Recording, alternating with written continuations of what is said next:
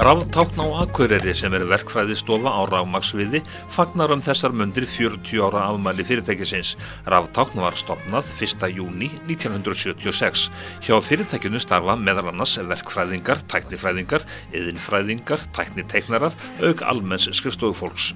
Raftákn telst vera stærsta verkfræðistofa sinnar tegundar á landsbyggðinni, auk þess sem fyrirtækið með útibú í höfuðborginni. Við stofnuðum þetta fyrirtæki til þess að afla okkur vinnu. Mér finnst svolítið stundum núna þegar fólk að útskrifast einhvers staðar á háskóla eða eitthvað, að þá koma menn bara út á merkina og segja, hei, hér, hvað vinnan mín? Þarna þurftum við að búa okkur sjálfur til vinnuna og gerum það í samvinnu við auðvitað fleiri. Og núna sem sagt verðum við 31 eftir sumarið og við höfum verið að fjölga okkur núna, 4 núna á mjög skömmum tíma. Hvernig starfsemin í dag? Já, það eins og þetta sýnir. Það hefur verið nóg að gera. Við erum búin að vera undirmannaðir að held allt og lengi. Þannig að við hefum jafnvel ekki getað sinnt kúnnunum okkar eins vel og við hefðum gjarna viljað. Þó stærum okkur alltaf því að vera með sömu kúnnana ár eftir ár. Og þannig að við teljum okkur ekki verið að missa kúnna. Við gætum gert betur og erum að því. Hvernig verkefnastaðan og hvaða verkefnum þið helst að sinna? Já, þessum má sjá. Við höfum haft nóg að gera.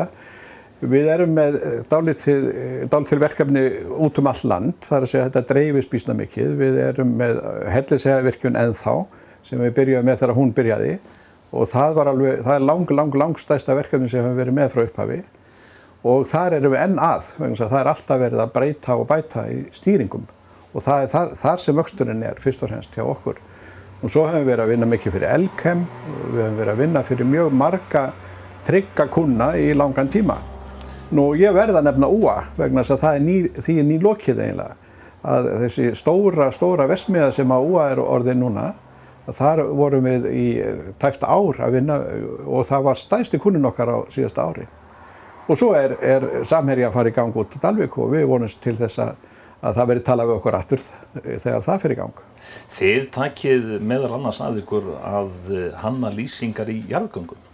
Já, við stærðum okkur lengi vel að því að hafa verið í öllum jarðgöngum í Íslandi sem grafin hefur verið. En svo duttum við út úr klíkunni. Þannig að nú eru aðrir til dæmis með Vaðlaheiðargöng og Norðfjarðargöng. Við erum með eftirlit í Norðfjarðargöngum.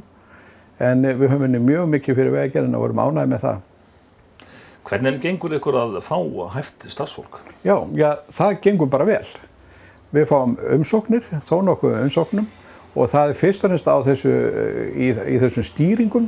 Ég held að sé hægt að segja það að við séum svolítið þekktir fyrir stýringar og það eru mjög margir af þessum ungu mönnum sem hafa áhuga á því sviði og þar fáum við mestu ásóknina í að fá starf hjá okkur.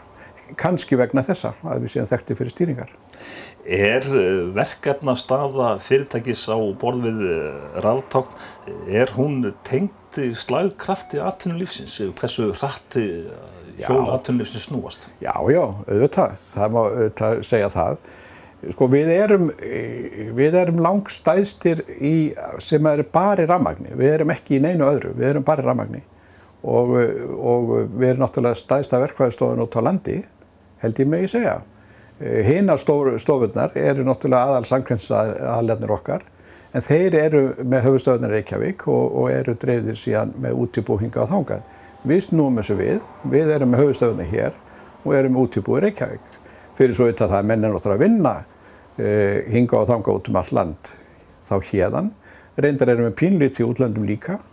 Og það til internetið sem að hjálpa okkur til þess að við þurfum ekki alltaf að vera á staðnum þar sem að við erum að forrita eða sjálfreiknivæða. Það að gera það yfir netið og meira að segja í togurunum, þá það tekið bara í gegnum gerfnött. Jafnvel þó að togurinn sé staddur í Síle eins og dæmi Og starfsmenn Raftákns sinna margvíslegum verkefnum. Núna ég að teikna í hótel í Reykjavík, Hótel Canopy, sem Það í mörgum húsum við Hverfisgötu og Smiðjustíg. Þetta sem sagt bæði gamlar og nýjar byggingar. Þannig að það svona prjóna saman. Þannig að þetta þó nokkuð stórt verkefni? Já, þetta gríðarstórt verkefni. Og búið að taka marga mánuði í vinnslu. Og svona fjölbreytt af því að svona hótelbygging þarf svolítið meira heldur en bara íbúðarhús. Það þarf að taka tillit til ýmissa hluta, þetta þarf að henta öllum gestum sem koma og það eru öryggiskröfur meiri heldur en íbúðarhúsum, það eru öryggiskerfi og það eru myndavélakerfi og hljóðkerfi og allt mögulegt sem ekki tilheyrir svona venjulegu íbúðarhúsi. Hefur orðið mikil framþróun í tækniteiknun á undanförnum árum? Já, það er að verða mikla breytingar núna því að núna er þetta að færast yfir í þrívíddarteikningar, í svona þrívíddarforritum og við erum að nota forrit sem heitir Revit. Og það er svona stærsta breytingin og hún er að verða akkurat núna. Svona árin þar og undan það hefur kannski ekki orðið svo mikil breyting, en þegar ég byrjaði hérna þá var ég með teikniborð og túspenna 1984 þegar ég byrjaði. Og núna ertu að færa þig yfir í þrívíddina?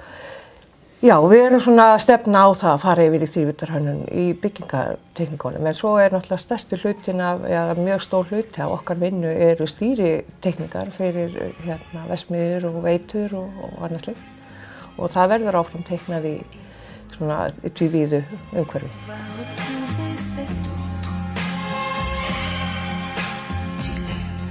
Ertu bjartsýnn á framtíðina? Já, mjög bjartsýnn.